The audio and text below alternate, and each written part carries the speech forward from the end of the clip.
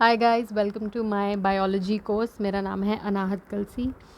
The notes that I will be providing you on this channel, इनमें क्या ख़ास बात है आई वांट टू एक्सप्लेन।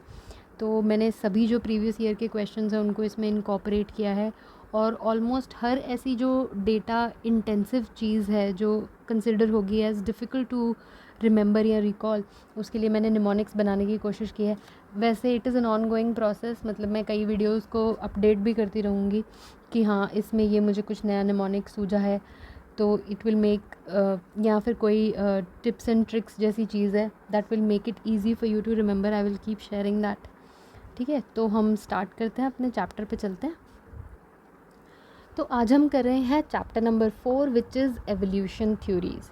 ठीक है, तो लाइफ का एवोल्यूशन अर्थ पे कैसे हुआ, इसके लिए जो थ्योरीज़ दी गई हैं, तो इसमें हमें ज़्यादा किसी थ्योरी के डेप्थ में नहीं जाना है, बस हमें ऊपर ऊपर से मोटा मोटा जानना है कि कौन सी थ्योरी किसने दी है। ठीक है, ये बहुत ही छोटा एक चैप्टर है, ज़्यादा इसमें डेटा नहीं है, तो स्टार्ट करते हैं।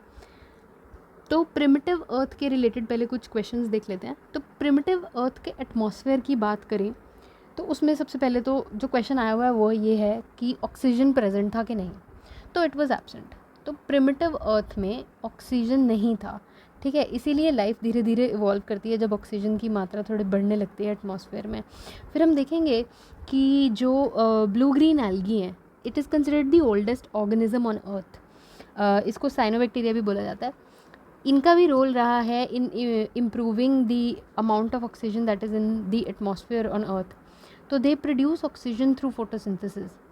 ठीक है, अभी भी काफ़ी बड़ी मात्रा में ये ऑक्सीजन प्रोड्यूस करते हैं। तो वापस आ जाते हैं कि एटमॉस्फेयर में क्या प्रेजेंट था प्रिमिटिव अर्थ के। तो there was carbon dioxide, there was methane, there was ammonia, water vapour, carbon monoxide, nitrogen, hydrogen, neon gas. ठीक है, ये सब चीज़ें प्रेजेंट थी, लेकिन ऑक्सीजन जो है एब्सेंट था। फिर इसमें क्वेश्चन आता है कि एज ऑफ अर्थ क्या है, यानी कि जो हमारा अर्थ है एज अ प्लैनेट, कब वो बना। तो वो बना है 460 करोड़ ईयर्स अगो। ठीक है, और हमारे प्लैनेट पे लाइफ कब इमर्ज की है, that has happened 200 crore years ago. ठीक है, ये कुछ सिंपल क्वेश्चन प्रिमिटिव अर्थ के रिलेशन में हो गए। तो अब हम चलते हैं एवोल्यूशन ऑफ लाइफ की थ्योरीज के ऊपर। तो इसमें सबसे पहला क्वेश्चन आता है कि who was the first person to explain the theory of evolution of life. तो दैट वॉज लमार्क। ठीक है, ये इंपॉर्टेंट है, काफ़ी बड़ी आया हुआ है क्वेश्चन ऑफकोर्स स्टेट पीसीएस के एग्जाम्स में, राइट। तो लमार्क वॉज द पर्सन जिसने कि सबसे पहले एवोल्यूशन ऑफ लाइफ कैसे हुआ इस चीज़ को डिस्क्राइब करने की कोशिश की। तो आगे देखते हैं।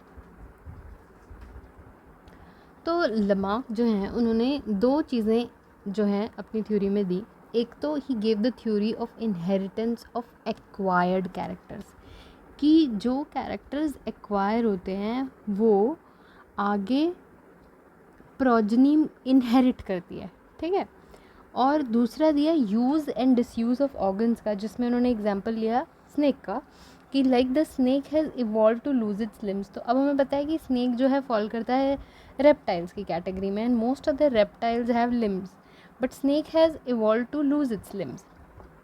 ठीक है, तो इसका मैंने निमोनिक कुछ ऐसे बनाया था कि जैसे आजकल के जो डिवाइसेस हैं उनका एवोल्यूशन कैसे हो गया है कि डिवाइस को एक्वायर करो, यूज़ करो, और डिसयूज़ यानी कि थ्रो अवे कर दो। थ्रो अवे कल्चर पे निमोनिक है। तो मैक का एवोल्यूशन हुआ है to acquire, use and disuse. तो इससे लेमार्क की एवोल्यूशन थ्योरी क्या कहती है, एक तो inheritance of acquired characters and दूसरा use and disuse of organs. ठीक है, तो आगे बढ़ते हैं। नेक्स्ट हम देखते हैं इज़ चार्ल्स रॉबर्ट डार्विन। तो एवोल्यूशन थ्योरी में इनका बहुत योगदान है। He wrote the book origin of species. इन्होंने Darwinian theory of natural selection दी है, जिसे कि थ्योरी ऑफ एवोल्यूशन बोला जाता है। तो ये तो अब डबल कोट्स में कर लो, थ्योरी ऑफ एवोल्यूशन हो गई। और एवोल्यूशन ऑफ लाइफ कैसे हुआ है उसे पहली बार डिस्क्राइब किसने किया था, वो लमार्क ने किया था। पर एक जो थ्योरी है जिसका नाम ही थ्योरी ऑफ एवोल्यूशन है, वो दी है डार्विन ने। ठीक है, तो इन्होंने तीन चीज़ें कही हैं। एक तो ओवर प्रोडक्शन होता है, यानी कि पॉपुलेशन बढ़ती है, ओवर प्रोडक्शन होता है। फिर struggle for existence and variation. तो जो डिफरेंट स्पीशीज़ होती हैं वो स्ट्रगल करती हैं फॉर एग्जिस्टेंस, ठीक है। जैसे हम एनवायरनमेंट में पढ़ते हैं कि निश होती है, ऑर्गेनिजम्स की निश होती है, उनके रिक्वायरमेंट के हिसाब से फूड निश होती है, ठीक है, और बहुत सारी चीज़ें होती हैं। तो जो उनको रिक्वायरमेंट है अपने सर्वाइवल के लिए, वो अगर पूरा हो रहा है तभी वो एग्जिस्ट कर पाएंगे, और इसके लिए वो दूसरे ऑर्गेनिज्म से कम्पीट करते हैं। तो एक स्ट्रगल फॉर एग्जिस्टेंस चलता रहता है। फिर उन्होंने थ्योरी दिया है, अपनी थ्योरी में कहा है about the survival of the fittest, ठीक है। और फाइनली उन्होंने अपनी थ्योरी में ये कहा है कि मेन फैक्टर ऑफ एवोल्यूशन है नेचुरल सिलेक्शन, ठीक है। तो ये उनकी पूरी थ्योरी ऑफ एवोल्यूशन है। तो इसको हम ऐसे याद कर सकते हैं कि अगर हम ये 3 वर्ड्स याद कर लें कि फिट ओवर स्ट्रगल या स्ट्रगल ओवर बीइंग फिट, तो इस तरीके से हम स्ट्रगल से struggle for existence and variation हो गया, ओवर से ओवर प्रोडक्शन हो गया, और फिट से सर्वाइवल ऑफ द फिटेस्ट हो गया।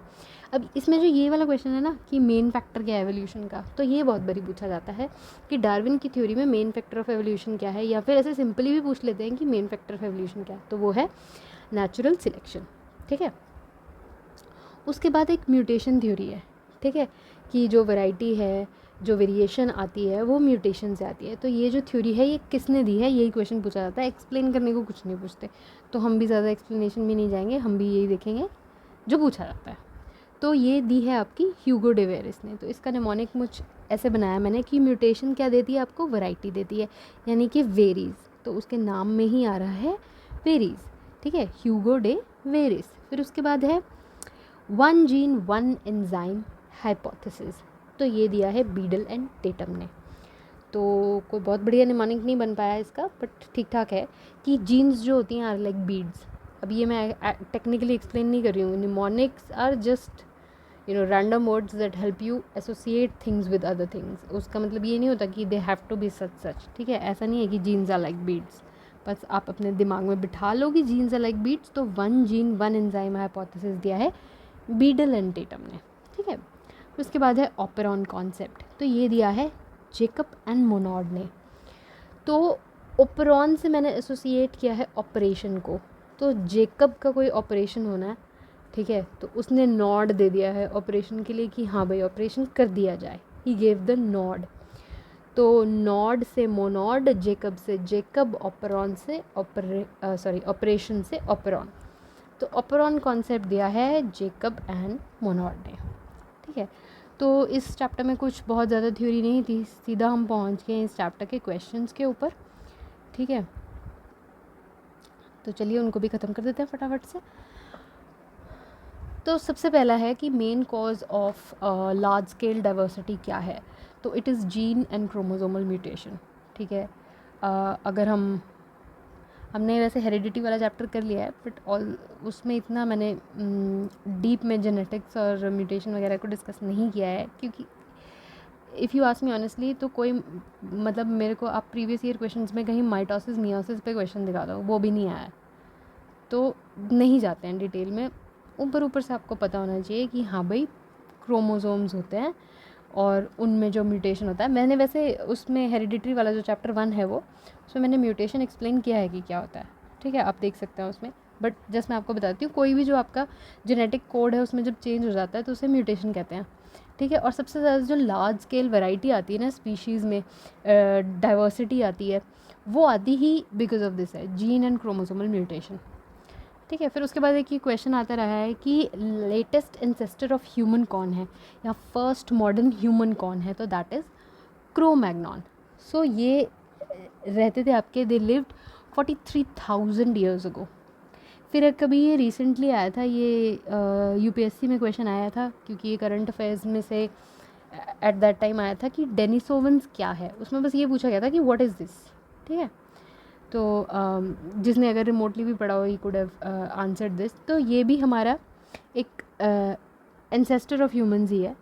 तो ये एक रिलेटिव ऑफ मॉडर्न ह्यूमंस है जो कि शेयर करता है कॉमन एंसेस्टर विद निएंडरथल्स, ठीक है। इसकी जो एक ये डेनिसोवा करके केव है, ये आपके अल्ताई माउंटेन्स जो साइबेरिया में पड़ते हैं वहाँ पे एक बहुत ही इनके रेयर हैं जो फॉसिल्स हैं, वो they are not available, they are so extraordinarily sparse, मतलब सिर्फ एक डिस्कवरी हुई है किसकी, tooth and a tiny finger bone, ठीक है। तो ये है डेनिसोवंस। नेक्स्ट क्वेश्चन पे चलता है। तो आर्कियोपेटेरिक्स, तो this is the connecting link between reptiles and birds. Oldest known bird है ये, जुरासिक पीरियड में ये एग्जिस्ट करते थे, आर्कियोपेटेरिक्स। नेक्स्ट है मैमथ, तो ये एंसेस्टर है अफ्रीकन और एशियन एलिफेंट का, वूली मैमथ होते थे। हमने कार्टून वाली मूवी जो है वो Ice Age, yes Ice Age right, हाँ, तो उसमें हमने देखा होगा मैमथ को दिखाया गया है, ठीक है, ये एग्जिस्ट करते थे।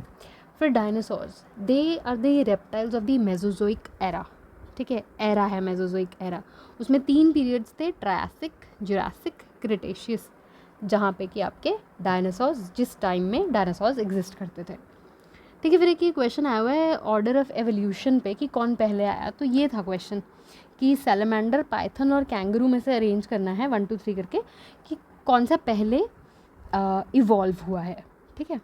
तो यही आपका करेक्ट ऑर्डर है कि सैलमेंडर, जो कि हमने पढ़ा है, ठीक है। और मैंने आपको ये भी कहा था, आप इसमें इसकी यूट्यूब पे वीडियो देखिएगा कि सैलमेंडर कैसा दिखता है, अगर आपको नहीं पता है, दे आर रियली क्यूट। तो सैलमेंडर सबसे पहले आया है, फिर उसके बाद आपका पाइथन आया है एंड देन कैंगरू। तो इसमें से जो सैलमेंडर है वो एम्फिबियन है, ठीक है, और जो पाइथन है वो रेप्टाइल की कैटेगरी में आता है, और जो कैंगरू है वो मैमल है। तो इसका मैंने इस तरीके से निमोनिक बनाया था कि आम, तो पहले एम्फिबियंस आए हैं, फिर रेप्टाइल्स आए हैं, और देन मैमल्स इवॉल्व हुए हैं, ठीक है। तो इतना ही था हमारे एवोल्यूशन थ्योरी वाले चैप्टर में, ठीक है। यहाँ पे हमारा 4th चैप्टर है ये ख़त्म होता है। Thank you so much for watching, please do subscribe.